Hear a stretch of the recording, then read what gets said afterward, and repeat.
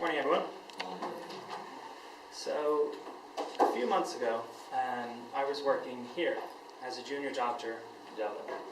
I was called to see a patient, and upon reviewing his chart, the first thing that I noticed was that we were born just a few months apart. The second thing I noticed was that his address was listed as NFA, which is short for no fixed abode. In other words, he was homeless. I went in to talk to the patient, and as he was due for discharge, we mostly just ended up having a conversation. We talked about the cause for his hospitalization, which was an abscess at an injection site at his leg.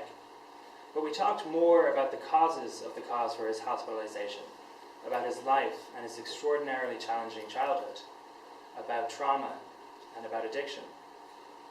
And it turns out that not only were we born a few days apart, we were actually born in the same hospital, here. And having spent the first few days of our lives as probable roommates, our paths diverged quite drastically when we left the hospital. I went left to the South County Dublin, the cushy suburbs, and he went right to the inner city. And here we were, 29 years later, reunited in a different hospital, very different circumstances, having this conversation. Circumstances, though, that were all too predictable. The social status of doctors in Ireland and the health status of homeless individuals conforms to what is seen more or less around the world.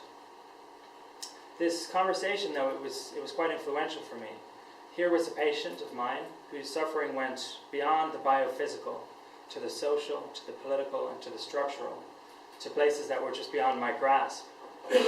I had recently graduated from medical school. I was bursting with obscure knowledge with which to impress my superiors, but I had no framework to understand or to intervene on behalf of this patient whose suffering was so deeply rooted and systemic.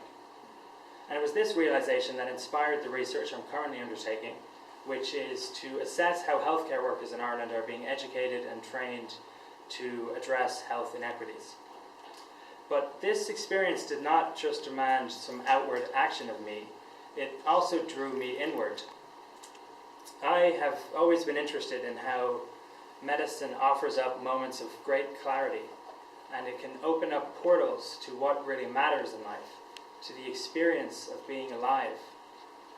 I think that we're all quite interested in finding meaning, be that in healthcare or in life, and here was a conversation that was so charged with meaning, one that animated abstractions like justice, like gratitude, like creeping privilege, and love.